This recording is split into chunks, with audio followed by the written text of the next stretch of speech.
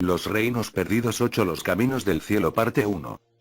Los cielos manifiestan la gloria del Señor y la bóveda del cielo revela la obra de sus manos. Un día anuncia a otro, una noche imparte conocimientos a otra sin palabras, sin hablar, sin que sus voces se escuchen. Por toda la tierra ha ido su línea, hasta en los confines del mundo está su mensaje. En ellos él ha hecho que el sol ponga su tienda. Así describió el salmista bíblico las maravillas de los cielos y el milagro de los días y las noches que se siguen, mientras la tierra rota sobre su eje, la bíblica línea que va a través de la tierra, y órbita al sol, que se asienta en el centro de todo, como un potentado en su tienda. El día es tuyo y la noche también. Tú has establecido la luminaria y el sol verano e invierno por ti fueron creados. Durante milenios, desde que el hombre alcanzó la civilización, sacerdotes astrónomos observaron los cielos en busca de guía para el hombre en la tierra, desde los zigurats de Sumer y Babilonia, los templos de Egipto, el círculo de piedras de Stonehenge o el caracol de Chichén Itzá.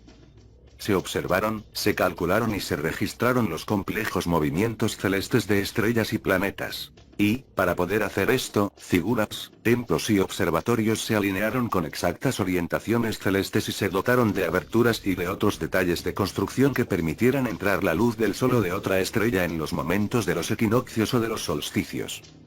¿Para qué llegó el hombre hasta estos extremos? Para ver qué, para determinar qué. Entre los expertos, es habitual atribuir los esfuerzos astronómicos del hombre antiguo a la necesidad de un calendario para una sociedad agrícola que precisaba saber cuándo sembrar y cuándo cosechar. Esta explicación se ha dado por supuesta durante mucho tiempo. Sin embargo, un agricultor que labra la tierra año tras año puede estimar el cambio de las estaciones y la llegada de las lluvias mucho mejor que cualquier astrónomo, y aún podría contarle un par de cosas más. Lo cierto es que, dondequiera que se han encontrado sociedades primitivas, que subsisten de la agricultura, en los lugares más remotos del mundo, sus miembros han vivido y se han alimentado durante generaciones sin necesidad de astrónomos ni de un calendario preciso. Y también es un hecho fundado que el calendario fue diseñado en la antigüedad dentro de una sociedad urbana, y no agrícola. Un simple reloj de sol, un gnomón, puede proporcionar suficiente información diaria y estacional como para no poder sobrevivir sin él. Sin embargo, el hombre antiguo estudiaba los cielos y alineaba sus templos con las estrellas y los planetas, y no relacionaba su calendario y sus festividades con el suelo sobre el que se erguía, sino sobre los caminos del cielo. ¿Por qué? Porque el calendario no se diseñó con fines agrícolas, sino con fines religiosos. No para beneficio de la humanidad, sino para venerar a los dioses. Y los dioses, según la primera de todas las religiones y según el pueblo que nos dio el calendario, vinieron de los cielos. Habría que leer y releer los versos del salmista para darse cuenta de que la observación de las maravillas de los fenómenos celestes no tiene nada que ver con labrar la tierra o pastorear el ganado. Tiene que ver con la veneración al Señor de todo. Y no hay mejor forma de comprenderlo que volviendo a Sumer, pues fue allí, hace unos 6000 años, donde la astronomía, el calendario y la religión enlazaron a la tierra con los cielos. Aquellos eran los conocimientos que, según los súmenos, les habían dado los Anunnaki, aquellos que del cielo a la tierra vinieron, los que habían venido a la tierra desde su planeta, Nibiru. Según ellos, Nibiru era el 12º miembro del sistema solar, y esa es la razón por la que la franja celeste se dividió en 12 casas y el año en 12 meses. La Tierra era el 7º planeta, contando desde el exterior hacia el interior, y de ahí que, dado que el 12 era el número sagrado celeste, el 7 fuera el número sagrado terrestre. Los sumerios dejaron constancia en numerosas tablillas de arcilla de que los Anunnaki habían llegado a la Tierra mucho antes del diluvio. En el 12º planeta determinamos que debió de suceder unos 432.000 años antes del diluvio, período equivalente a 120 órbitas de Nibiru, órbitas que, aunque para los Anunnaki no representan más que un año de los suyos, equivalen a 3.600 años terrestres. Estos iban y venían entre Nibiru y la Tierra cada vez que su planeta se acercaba al Sol, y a la Tierra, mientras pasaba entre Júpiter y Marte. Y no cabe duda de que, fuera lo que los sumerios se pusieron a observar en los cielos, no pretendían saber cuándo tenían que sembrar, sino ver y celebrar el regreso del Señor Celeste. Creemos que este es el motivo por el cual el hombre se hizo astrónomo. Que esta es la razón por la cual, a medida que el tiempo pasaba y Nibiru dejaba de verse, el hombre buscó signos y augurios en los fenómenos que se podían contemplar, y la astronomía dio origen a la astrología. Y si las orientaciones astronómicas y los alineamientos y divisiones celestes que tuvieron su origen en Sumer se pudieran encontrar también en los Andes, se demostraría que entre estas dos culturas tuvo que haber una conexión irrefutable. En algún momento de principios del cuarto milenio AC, según los textos sumerios, el soberano de Nibiru, Anu, y su esposa, Antu, visitaron la Tierra. En su honor, se construyó un flamante recinto sagrado con una torre-templo, en un lugar que, posteriormente, se conocería como Uruk, la bíblica Erech. Se ha conservado un texto sobre tablillas de arcilla en donde se cuenta la noche que pasaron allí. Al anochecer, se dio inicio a una comida ceremonial con un lavatorio de manos ritual sobre una señal celeste, la aparición de Júpiter, Venus, Mercurio, Saturno, Marte y la Luna. Después, se sirvió la primera parte de la comida, seguida por un pausa. Mientras un grupo de sacerdotes se ponía a cantar el himno Kakaban Eteyu Shamame, el planeta de Anu se eleva en los cielos, un sacerdote astrónomo, en el piso más alto de la torre del templo esperaba la aparición del planeta de Anu, Nibiru. Cuando se avistó el planeta, los sacerdotes rompieron a cantar a aquel que crece en brillo, el planeta celestial del señor Anu, y el salmo ha aparecido la imagen del Creador. Se encendió una hoguera para señalar el momento y para transmitir la noticia a las poblaciones vecinas y, antes de que acabara la noche, todo el país resplandecía con el fuego de las hogueras. Finalmente, por la mañana, se recitaron oraciones de agradecimiento. El esmero y los grandes conocimientos astronómicos que se requerían para la construcción de templos en Sumer se hacen evidentes a partir de las inscripciones del rey sumerio Gudea, hacia el 2200 AC. El primero que se le presentó fue un hombre que brillaba como el cielo, que estaba de pie, junto a un pájaro divino.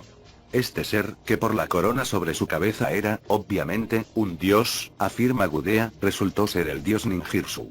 Le acompañaba una diosa que sostenía la tablilla de su estrella favorable de los cielos. En la otra mano, tenía un estilo sagrado, con el cual le indicaba al rey el planeta favorable.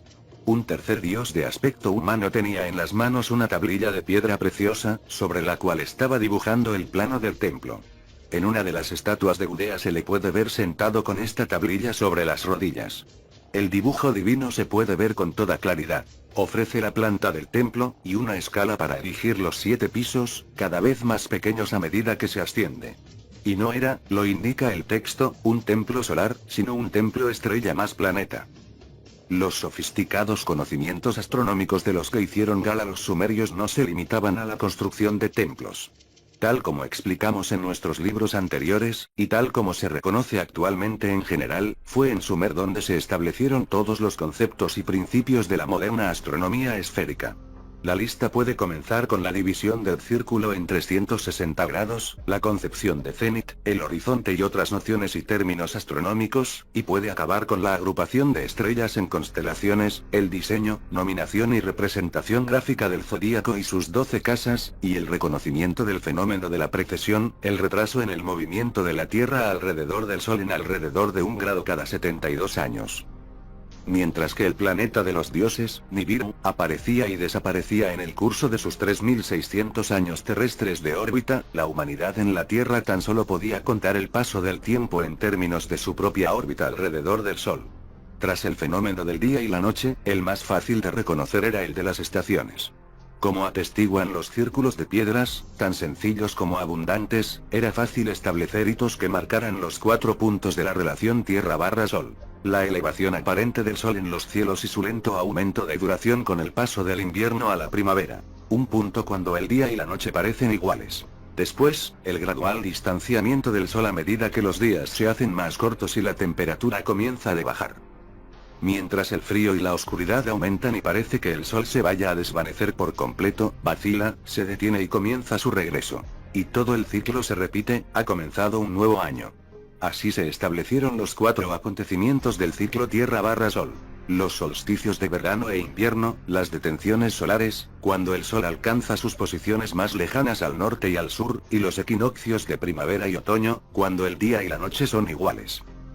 Para relacionar este movimiento aparente del Sol con respecto a la Tierra, cuando en realidad es la Tierra la que orbita alrededor del Sol, hecho que los sumerios conocían y representaban, era necesario proporcionar un punto de referencia celeste al observador en la Tierra. Esto se lograba dividiendo los cielos, el gran círculo formado por la Tierra alrededor del Sol, en 12 partes, las 12 casas del zodíaco, cada una con su propio grupo discernible de estrellas, las constelaciones. Se eligió un punto, el equinoccio de primavera, y la casa del zodíaco en la que el Sol se veía en ese momento se declaró como primer día del primer mes del nuevo año. Y esto, todas las investigaciones sobre los registros antiguos lo demuestran, ocurrió en la casa zodiacal o era de Tauro. Pero entonces llegó la precesión para arruinar el arreglo. Porque el eje de la Tierra está inclinado en relación con el plano orbital alrededor del Sol, 23,5 en la actualidad, y esto hace que cabecee como una peonza.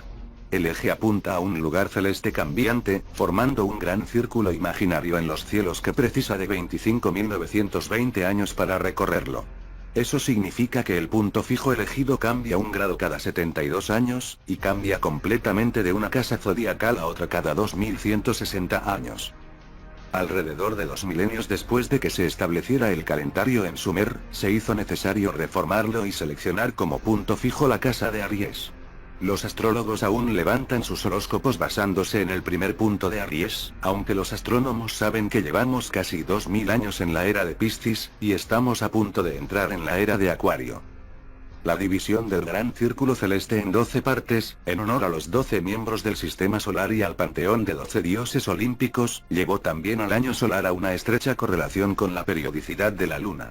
Pero, dado que el mes lunar se queda corto para recorrer el año solar 12 veces, se diseñaron unos complejos métodos de intercalación mediante los cuales añadir días cada cierto tiempo para alinear los 12 meses lunares con el año solar. En tiempos babilónicos, en el segundo milenio AC, había que alinear los templos en función de 3 cosas. El nuevo zodíaco, Aries, los 4 puntos solares, el más importante de los cuales, en Babilonia, era el equinoccio de primavera, y el período lunar. El templo más importante de Babilonia, que honraba a su dios nacional, Marduk, y cuyas ruinas se han encontrado en un relativo buen estado de conservación, ejemplifica todos estos principios astronómicos. También se han encontrado textos que describen en términos arquitectónicos sus 12 puertas y sus 7 niveles, permitiendo a los expertos reconstruir su funcionalidad como un sofisticado observatorio solar, lunar, planetario y estelar, FIG. 81. Solo en los últimos años se ha llegado a reconocer que la astronomía, combinada con la arqueología, puede ayudar a fechar monumentos, a explicar acontecimientos históricos y a definir los orígenes celestes de las creencias religiosas. Y llevó casi un siglo que esta idea alcanzara el nivel de una disciplina llamada arqueoastronomía, pues fue en 1894 cuando Sir Norman Lockyer, de Dawn of Astronomy, demostró de forma convincente que, en todos los tiempos y casi en todas partes, los templos, desde los más antiguos santuarios hasta las mayores catedrales, se habían orientado astronómicamente. Vale la pena mencionar que la idea se le ocurrió debido a algo remarcable. En Babilonia, desde el principio de los tiempos, el signo de Dios era una estrella. Del mismo modo, en Egipto, en los textos jeroglíficos, 3 estrellas representaban el plural dioses. También observó que, en el panteón hindú, los dioses más venerados del templo eran Indra, el día traído por el sol, y Yusas, amanecer, dioses relacionados con la salida del sol. Centrándose en Egipto, en donde todavía hay en pie antiguos templos y se puede estudiar en detalle su arquitectura y su orientación, Lockyer reconoció que los templos de la antigüedad eran o bien templos solares, o bien templos estelares. Los primeros eran los templos cuyo eje y ritual o funciones calendáricas se alineaban bien con los solsticios, o bien con los equinoccios. Los últimos eran templos que no estaban conectados con ninguno de los 4 puntos solares, sino que estaban diseñados para observar y venerar la aparición de determinada estrella, en determinado día, en determinado punto del horizonte. A Lockyer le resultó asombroso que, cuanto más antiguos eran los templos, más sofisticada era su astronomía. Así, en los inicios de su civilización, los egipcios eran capaces de combinar un aspecto estelar, la estrella más brillante entonces, Sirio, con un acontecimiento solar, el solsticio de verano, y con el desbordamiento anual del Nilo. Lockyer calculó que esta triple coincidencia solo podía suceder una vez cada 1460 años, y que el punto cero egipcio, momento en el que comenzó su cuenta calendárica, fue hacia el 3200 AC. Pero la principal contribución de Lockyer a lo que, después de casi un siglo, se ha convertido en la arqueoastronomía fue la constatación de que la orientación de los templos antiguos podía ser una pista para determinar el momento exacto de su construcción. Su ejemplo más importante fue el complejo de templos de Tebas, en el Alto Egipto, Karnak. Allí, la orientación, más antigua y sofisticada, de las ciudades sagradas más antiguas, a los equinoccios, dio paso a la más sencilla orientación a los solsticios. En Karnak, el gran templo de Amon-Ra constaba de dos construcciones rectangulares construidas espalda contra espalda sobre un eje este-oeste, con una pequeña desviación hacia el sur, Fig. 82. La orientación era tal que, en el momento del solsticio, un rayo de luz solar cruzaba un corredor en toda su longitud, alrededor de 152 metros de largo, pasando de una parte del templo a la otra por entre dos obeliscos. Y, durante un par de minutos, el rayo de sol alcanzaba el Santo de los Santos, en el extremo del corredor, con un destello de luz, señalando así el momento de comienzo del año nuevo, con el primer día del primer mes. Pero aquel preciso momento no era constante. Seguía cambiando, dando como consecuencia que los posteriores templos se construyeran con pequeñas modificaciones en la orientación. Cuando la orientación se basó en los equinoccios, lo que variaba era el cambiante fondo estelar contra el cual se veía el Sol. El cambio de eras zodiacales se debe a la precesión. Pero parecía haber otro cambio más profundo que afectaba a los solsticios. El ángulo entre los extremos de la zona por la que se movía el Sol seguía disminuyendo. Con el tiempo, los movimientos del Sol parecían estar sujetos a otro fenómeno más en su relación con la Tierra. Y los astrónomos descubrieron que la oblicuidad de la Tierra, la desviación de su eje contra su sendero orbital alrededor del Sol, no siempre había sido la de entonces, algo por debajo de los 23,5 grados. El cabeceo de la Tierra cambia esta desviación en alrededor de 1 o cada 7.000 años más o menos, decreciendo hasta quizás 21º antes de volver a aumentar hasta más de 24 grados. Rolf Moller, que aplicó este hecho a la arqueología andina, der Immeluberden Menschen der Steinzeit y otros estudios, calculó que, si los restos arqueológicos estaban orientados con una desviación de 24 grados, significaba que se habían construido hace, al menos, 4.000 años. La aplicación de este sofisticado e independiente método de datación es tan importante como la innovación de la datación por radiocarbono, quizás incluso más, puesto que las pruebas de radiocarbono solo se pueden aplicar a materiales orgánicos, como la madera o el carbón, que se puedan encontrar en los edificios o cerca de ellos, lo cual no excluye que la construcción pueda ser de una época más antigua. Pero la arqueoastronomía puede datar al edificio en sí mismo, e incluso las épocas en las que se construyeron sus diferentes partes. El profesor Muller, cuyo trabajo examinaremos con más detenimiento, llegó a la conclusión de que las perfectas construcciones de sillares de Machu Picchu y Cuzco, tan remotas como las megalíticas poligonales, tenían más de 4.000 años, confirmando así la cronología de Montesinos. Como veremos, la aplicación de la arqueoastronomía a las ruinas andinas ha dado al traste con muchas ideas referentes a la antigüedad de la civilización en las Américas.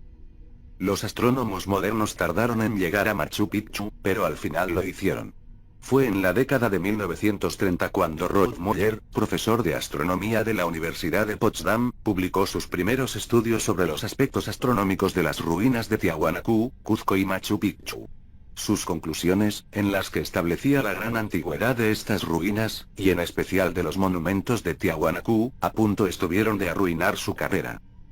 En Machu Picchu, Muller centró su atención en el Intihuatana, en la cumbre de la colina que se eleva al noroeste de la ciudad, y en la estructura que hay encima de la roca sagrada, pues en ambos lugares vio los detalles precisos que le pudieran permitir averiguar sus fines y usos. Die Intihuatana son en Huarten y Malten Perú y otros escritos.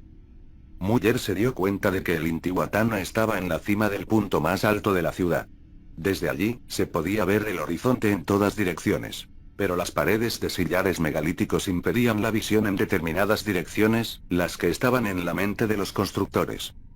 Tanto el Intihuatana como su base se tallaron a partir de una única roca natural, elevando el pilar o el cabo del artefacto hasta la altura deseada. Y tanto el pilar como la base se tallaron y orientaron de un modo preciso, véase Fig. 76. Muller concluyó que las distintas superficies inclinadas y los lados angulados se diseñaron para determinar la puesta del sol en el solsticio de verano y el amanecer en el solsticio de invierno y en los equinoccios de primavera y otoño. Antes de sus investigaciones en Machu Picchu, Muller había investigado a fondo los aspectos arqueoastronómicos de Tiahuanaco y de Cuzco. Un antiguo grabado en madera español, Fig. 83A, le sugirió que el gran templo del sol de Cuzco se construyó así para permitir que los rayos del sol brillaran directamente en el Santo de los Santos en el amanecer del día del solsticio de invierno. Aplicando las teorías de Lockyer al Coricancha, Muller fue capaz de calcular y demostrar que los muros precolombinos, junto con aquel circular Santo de los Santos, podían haber servido a los mismos fines que los templos en Egipto, Fig. 83b. El primer aspecto de la estructura de encima de la roca sagrada de Machu Picchu que resulta obvio es su forma semicircular y los perfectos sillares con los que está construida. Su parecido con el semicircular Santo de los Santos de Cuzco es obvio, ya hemos expresado nuestra opinión de que el de Machu Picchu fue anterior al de Cuzco. Y también lo fue para Muller, que sugirió inmediatamente una función similar, la de determinar el solsticio de invierno. Después de comprobar que los arquitectos habían orientado las paredes rectas de esta estructura en función de la ubicación geográfica y la elevación por encima del nivel del mar de Machu Picchu, Muller determinó que las dos ventanas trapezoidales de la porción circular, Fig. 84, habrían permitido a un observador contemplar a través de ellas el amanecer de los solsticios de verano e invierno de hace 4000 años. Los reinos perdidos 8 Los caminos del cielo parte 2. En la década de 1980, dos astrónomos del Observatorio Steward de la Universidad de Arizona, D.S. de Arborn y R.E. Witte, Archaeoastronomía Machu Picchu, examinaron el mismo emplazamiento con instrumentos más modernos. De Arborn y Witte confirmaron las orientaciones astronómicas del Intihuatana y de las dos ventanas del Torreón, en donde el visionado se debe hacer desde la sobresaliente roca sagrada, a lo largo de sus ranuras y bordes. Sin embargo, no se unieron a Muller en la discusión sobre la edad de la construcción. Y ni ellos ni Muller intentaron trazar, milenios atrás, las líneas de observación a través de la más antigua de las construcciones megalíticas, la legendaria de las tres ventanas. Creemos que, allí, los resultados habrían sido aún más sorprendentes. Sin embargo, Muller sí estudió la orientación de las murallas megalíticas de Cuzco. Sus conclusiones, de las que se han ignorado las implicaciones de largo alcance, fueron que estaban situadas para la época que va del 4000 AC al 2000 AC Sone, Mondum des Sterne Uberden Reich der Inca. Esto sitúa la datación de las construcciones megalíticas, al menos, en Cuzco, Sacsayhuamán y Machu Picchu, en el período de 2000 años que precede al 2000 AC del Torreón y el Intihuatana de Machu Picchu. En otras palabras, Muller concluyó que las estructuras del período preincaico abarcaban dos eras zodiacales. Las megalíticas, pertenecientes a la era de Tauro, y las del Imperio Antiguo y la pausa de Tampu Tocco, pertenecientes a la era de Aries. En el Oriente Próximo de la Antigüedad, el cambio provocado por la precesión requería de periódicas reformas en el calendario original sumerio. El cambio más importante, que estuvo acompañado por importantes revueltas religiosas, tuvo lugar hacia el 2000 AC, con la transición del zodíaco del toro al del carnero. Para sorpresa de algunos, no para nosotros, estos cambios y reformas se evidencian también en los Andes. La idea de que los antiguos pueblos andinos tenían un calendario debería de ser una conclusión evidente por los escritos de Montesinos y otros cronistas que se refirieron a las reiteradas reformas del calendario que llevaron a cabo varios monarcas. Sin embargo, hicieron falta varios estudios, a comienzos de la década de 1930, para confirmar que los pueblos andinos no solo tenían un calendario, sino que también tomaban nota de él, a pesar de que se suponía que no tenían escritura. Un pionero en este campo, Fritz Buck, Inscripciones calendarias del Perú preincaico y otros escritos, obtuvo suficientes evidencias arqueológicas como para apoyar tales conclusiones, como la de un laberinto, que era un instrumento para el recuento del tiempo, y un jarrón, encontrado en las ruinas del templo de Pachacamac, en donde se marcaban 4 períodos de 12 con la ayuda de líneas y puntos semejantes a los de los mayas y los olmecas. Según el padre Molina, los incas comenzaban a contar el año a mediados de mayo, pocos días más o menos, en el primero de la luna. Iban al Coricancha por la mañana, a mediodía y por la noche, llevando la oveja que tenía que ser sacrificada ese día. Durante los sacrificios, los sacerdotes entonaban himnos, diciendo, oh Creador, oh Sol, oh Trueno, sé joven para siempre y no envejezcas. Que todo esté en paz. Que la gente se multiplique, que sus alimentos y todas sus cosas continúen siendo abundantes. Debido a que el calendario gregoriano se introdujo en Cuzco después de la época de Molina, el día de Año Nuevo del que hablaba se correspondería con el 25 de mayo más o menos. Los astrónomos de las universidades de Texas e Illinois han descubierto en los últimos años unas torres de observación de las que ya hablaba Garcilaso. Y descubrieron que las líneas de visión eran las adecuadas para el 25 de mayo. Según los cronistas, los incas consideraban que su año comenzaba con el solsticio de invierno, equivalente al solsticio de verano en el hemisferio norte. Pero este acontecimiento no tiene lugar en mayo, sino el 21 de junio. Todo un mes de diferencia. La única explicación posible para esto puede provenir del reconocimiento de que el calendario y el sistema de observación en el cual se basaba les fue legado a los incas en una época más antigua. El retardo de un mes viene como consecuencia de un cambio precesional que dura 2160 años por casa zodiacal. Como ya hemos dicho, el Intihuatana de Machu Picchu no solo servía para determinar los solsticios, sino también los equinoccios, cuando el día y la noche son iguales, cuando el sol está sobre el ecuador, en marzo y en septiembre. Tanto los cronistas como los investigadores modernos, como L.E. Valcárcel, Dean Calendar, dicen que los incas hacían lo imposible por determinar los días precisos de los equinoccios, y que los veneraban. Esta costumbre debía de provenir de épocas más antiguas, pues leemos que los monarcas del Imperio Antiguo estaban preocupados por la necesidad de determinar los equinoccios. Montesinos nos dice que el 40º monarca del Imperio Antiguo fundó una academia para el estudio de la astronomía y la astrología, y determinó los equinoccios. El hecho de que se le diera el título de Pachacútec indica que el calendario estaba, en aquella época, poco sincronizado con los fenómenos celestes, por lo que su reforma se hizo imperativa. Es esta una información de lo más interesante. Y, sin embargo, se ha pasado por alto. Según Montesinos, en el quinto año del reinado de este monarca se llegó a los 2500 años desde el punto cero, y a los 2000 años desde el comienzo del Imperio Antiguo. ¿Qué estaba sucediendo hacia el 400 AC, que motivó una reforma en el calendario? Este lapso de tiempo, 2000 años, es paralelo al lapso de tiempo de los cambios zodiacales debidos a la precesión. En el Oriente Próximo de la Antigüedad, cuando se inició el calendario en Nippur, hacia el 4000 AC, el equinoccio de primavera tuvo lugar en la casa de la era de Tauro. Se retrasó a la de Aries hacia el 2000 AC y a la de Piscis para cuando nació Cristo. La reforma andina de los alrededores del 400 AC confirma que el Imperio Antiguo y su calendario debieron de comenzar hacia el 2500 AC. También sugiere que aquellos monarcas estaban familiarizados con el zodíaco. Pero el zodíaco no era más que una división artificial y arbitraria de 12 partes en la franja celeste alrededor del Sol. Una invención sumeria que había sido adoptada por todos los pueblos del Viejo Mundo que les sucedieron, hasta el día de hoy. ¿Acaso era posible esto? La respuesta es sí. Uno de los pioneros en este campo, S. Agar, en una conferencia pronunciada ante el 14º Congreso de Americanistas en 1904, titulada De Peruvian Asterisms and Their Relation to the Ritual, demostró que los incas no solo estaban familiarizados con las casas zodiacales, y sus meses paralelos, sino que también les daban distintos nombres.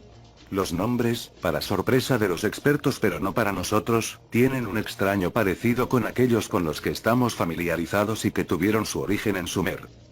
Así, enero, el mes de Acuario, se le consagró a Mama Cocha y Capá Cocha, Madre Agua y Señor Agua.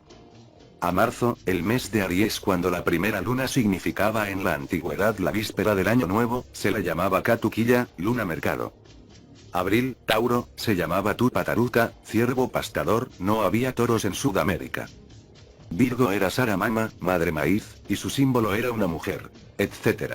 En realidad, la propia Cuzco era un testimonio en piedra tanto de esa familiaridad con el zodíaco de 12 casas como de la antigüedad de esos conocimientos. Ya hemos mencionado la división de Cuzco en 12 distritos y su relación con las casas del zodíaco. Y resulta significativo que el primer distrito, en las laderas de Sacsayhuamán, estuviera relacionado con Aries, pues, como ya hemos demostrado, para buscar la relación de Aries con el equinoccio de primavera nos tendríamos que remontar más de 4000 años. Habría que preguntarse si los conocimientos requeridos para toda esta información astronómica y estas reformas de calendario se pudieron retener y transmitir a lo largo de tantos milenios sin algún tipo de sistema para conservar los datos, sin plasmarlo por escrito de algún modo. Como ya vimos, en los códices mayas había datos astronómicos que se habían copiado de fuentes más antiguas. Los arqueólogos han llegado a la conclusión de que las barras rectangulares que llevaban los reyes mayas, tal como se les representa en las estelas, eran en realidad barras celestes en donde estaban representados los jeroglíficos de determinadas constelaciones del zodíaco, como la serie de jeroglíficos que enmarcan la imagen de Pacal en la losa de su sarcófago, en Palenque. ¿No se habrían copiado estas artísticas representaciones del período clásico de calendarios más antiguos y, quizá, menos refinados artísticamente? Esto es lo que sugiere una piedra redonda encontrada en Tikal, Fig. 85a, sobre la cual se ve la imagen del dios Sol, con barba y con la lengua fuera, rodeado de jeroglíficos celestes. Estos primitivos zodíaco calendarios en piedras circulares debieron de preceder a los perfeccionados calendarios de piedra de los aztecas, de los cuales se han encontrado varios. O como el de oro, el más sagrado de todos, que Moctezuma le regaló a Cortés cuando éste creyó que lo único que hacía era devolver lo que era suyo al dios de la serpiente emplumada. ¿Existieron registros de estos, en oro, en el antiguo Perú? A pesar del trato que los españoles le dieron a todo lo que tuviera que ver con ídolos, y especialmente si el objeto estaba hecho de oro, que rápidamente se fundía, como sucedió con la imagen del sol del Coricancha, al menos ha quedado una de estas reliquias. Es un disco de oro, de alrededor de 14 centímetros de diámetro, Fig. 85b, que fue descubierto en Cuzco y se encuentra ahora en el Museo de los Indígenas Americanos de Nueva York, y que fue descrito hace más de un siglo por Sir Clemens Markham, Cuzco en Lima. The Incas of Perú. Este llegó a la conclusión de que el disco representaba al sol, en el centro, y tenía 20 símbolos diferentes a su alrededor, que tomó por símbolos de los meses, como en el calendario maya, también de 20 meses. W. Boyaert, en una conferencia que impartió ante la Sociedad Real de Anticuarios en 1860 y en posteriores escritos, consideró que aquel disco era un calendario lunar o un zodíaco. M. H. Saville, A Golden Breastplate from Cuzco, en la publicación de 1921 del museo, señaló que 6 de los signos circundantes se repetían 2 veces, y 2 de ellos se repetían 4 veces, los marcó de la A a la H, de ahí que dudara de la validez de la teoría de los 20 meses de Markham. El simple detalle de que 2 por 6 sean 12 nos lleva a concordar con Boyaert y a sugerir que el objeto sea una tablilla zodiacal más que un calendario mensual. Todos los expertos coinciden en que este objeto es de tiempos preincaicos. Sin embargo, nadie ha hecho notar lo mucho que se parece al calendario de piedra descubierto en Tikal, quizá porque sería poner otro clavo al ataúd en donde habría que dejar descansar la idea de que no hubo contacto, no hubo difusión entre América Central y América del Sur. Fue a principios de 1533 cuando un pequeño grupo de soldados de la partida de desembarco de Pizarro entró en Cuzco, la capital inca. El principal cuerpo del ejército de Pizarro estaba todavía en Cajamarca, en donde tenían prisionero al pretendiente, Atahualpa. Y la misión del grupo enviado a Cuzco era recoger la contribución de la capital al rescate de oro que los españoles exigían a cambio de la libertad de Atahualpa. En Cuzco, un general de Atahualpa, Quizquiz, les permitió entrar y examinar varios edificios importantes, incluido el Templo del Sol. Los incas le llamaban el Coricancha, el recinto dorado, pues sus paredes estaban cubiertas con placas de oro, y entre sus muros había maravillosos objetos de oro, plata y piedras preciosas. Los pocos españoles que entraron en Cuzco sacaron 700 placas de oro y, después de servirse otros tesoros, volvieron a Cajamarca. El grueso de las fuerzas españolas entró en Cuzco a finales de año. Y ya hemos relatado el destino de la ciudad, de sus edificios y sus santuarios, incluidos la profanación del Santo de los Santos y el saqueo y la fundición del emblema dorado del sol que colgaba sobre el altar mayor. Pero aquella destrucción física no pudo erradicar lo que los incas conservaban en sus recuerdos. Los incas recordaban que el Coricancha lo había construido el primer monarca. Comenzó siendo una cabaña con techo de paja. Los monarcas que vinieron después lo agrandaron y lo mejoraron, hasta tomar las dimensiones y la forma que tenía cuando llegaron los españoles. Los incas decían que, en el Santo de los Santos, las paredes estaban cubiertas, desde el suelo hasta el techo, con placas de oro. Sobre lo que llamaban el altar mayor, escribió Garcilaso, estaba la imagen del sol sobre una placa de oro 2 veces más gruesa que las que cubrían las paredes. La imagen lo mostraba con un rostro redondo, y rayos y llamas de fuego, todo en una pieza. Aquel fue, ciertamente, el objeto de oro que los españoles vieron y se llevaron. Pero no era la imagen original que había dominado el muro, dando la cara al rayo de sol del amanecer del día indicado. La descripción más detallada de la pieza central y de las imágenes que la acompañaban la proporcionó don Juan de Santa Cruz Pachacutillunqui Salcamayhua, hijo de una princesa real inca y un noble español, que es la razón por la cual a veces se le llama Santa Cruz y a veces Salcamayhua. El relato se incluyó en su relación, en la cual comenzó glorificando a la familia real inca ante los ojos de los españoles. Salcamayhua decía que fue el primer rey de la dinastía inca el que ordenó a los herreros que hicieran una placa de oro que significara que había un creador del cielo y la tierra. Salcamayhua ilustró su texto con un dibujo. Era la poco usual y extraña forma de un óvalo. Esta primera imagen fue reemplazada por una placa redonda cuando un monarca posterior declaró el Sol Supremo. Otro inca posterior volvió a poner la imagen oval. Era un gran enemigo de los ídolos. Y ordenó a su pueblo que no rindiera tributo al sol y a la luna, sino al cuerpo celeste representado por la forma oval. Fue él quien hizo que se pusieran imágenes alrededor de la placa. Refiriéndose a la forma oval como el creador, Salcamayhua dejó claro que no se trataba del sol, pues las imágenes del sol y la luna flanqueaban el óvalo. Para ilustrar lo que quería decir, Salcamayhua dibujó un largo óvalo flanqueado por dos círculos más pequeños. La pieza central quedó así, con el óvalo como imagen superior, hasta la época del Inca Huáscar, uno de los dos hermanastros involucrados en la lucha por el trono cuando llegaron los españoles. Este quitó la imagen oval y la sustituyó por una placa redonda, como el sol con rayos. El Inca Huáscar había puesto una imagen del sol en el lugar en donde el creador había estado. De este modo, la alternancia de principios religiosos volvió a un panteón en el cual el sol, y no Viracocha, era el supremo. Para dar a entender que él era el verdadero sucesor al trono, Huáscar añadió a su nombre el epíteto Inti, Sol, dando a entender que era él, y no su hermanastro, el verdadero descendiente de los hijos del Sol. Tras explicar que el hastial, con el óvalo como imagen principal, representaba lo que los paganos creían respecto a los cielos y la tierra, Salcamayhua hizo un esbozo grande en donde mostraba el aspecto del muro antes de que Huáscar sustituyera el óvalo por la imagen del sol. Este esbozo se conservó porque Francisco de Ávila, que le preguntó a Salcamayhua y a otros sobre el significado de las representaciones, lo guardó entre sus papeles. También garabateó sobre el esbozo y alrededor de este anotaciones en donde explicaba las imágenes, utilizando los términos quechuas y aymarás que les daban los nativos y sus propios términos en castellano. Si se quitan todas estas anotaciones, Fig. 86, se consigue una imagen clara de lo que se representaba encima del altar, el largo objeto cuadriculado de abajo. Símbolos terrestres, gente, un animal, un río, montañas, un lago, etc., en la parte inferior. Imágenes celestes, el sol, la luna, las estrellas, el enigmático óvalo, etc., en la parte superior. Los expertos coinciden y discrepan en cuanto a la interpretación de los símbolos individuales, pero no en cuanto al significado general del muro sagrado. Markham veía en la parte superior un mapa estelar que es una verdadera clave para la astronomía y la cosmogonía simbólica del antiguo Perú, y estaba seguro de que la punta triangular del hastial era un jeroglífico del cielo. S.K. Lothrop, Inca Treasure, decía que las imágenes de arriba del altar mayor formaban un relato cosmogónico de la creación del cielo y la tierra, el sol y la luna, el primer hombre y la primera mujer. Todos están de acuerdo en que, tal como dijo Salcamayhua, representaba lo que los paganos creían, la suma total de sus creencias religiosas y relatos legendarios. Una saga del cielo y la tierra y de los lazos que los unen. En la asamblea celeste de imágenes se ve claramente al sol y a la luna flanqueando a la placa de oro ovalada, y grupos de cuerpos celestes por encima y por debajo del óvalo. Que los dos objetos que están a los lados del óvalo sean el sol y la luna queda claro por los rostros convencionales que se les dibujaron, además de por las anotaciones en lengua nativa, Inti, sol, y Quilla, luna.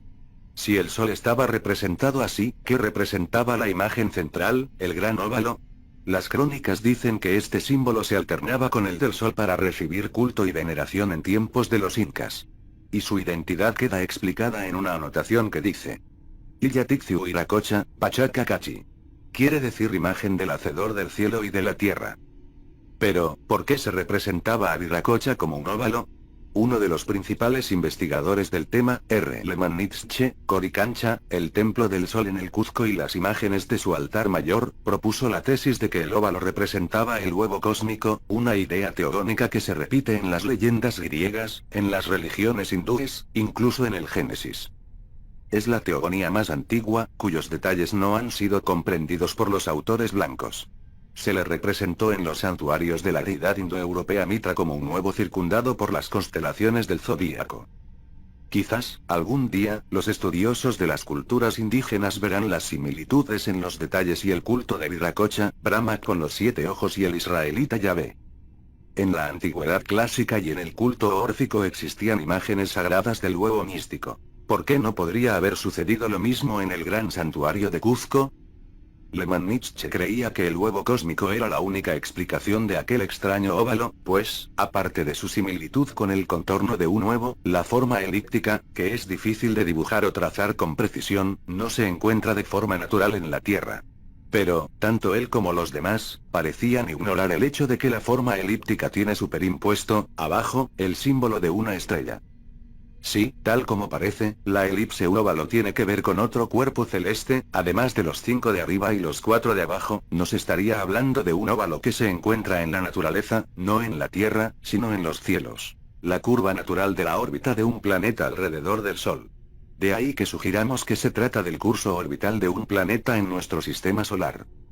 Así pues, debemos concluir que, lo que se representaba en el muro sagrado, no eran unas distantes y misteriosas constelaciones, sino nuestro propio sistema solar, con el Sol, la Luna y 10 planetas, que sumarían un total de 12. Los planetas del sistema solar los vemos divididos en 2 grupos.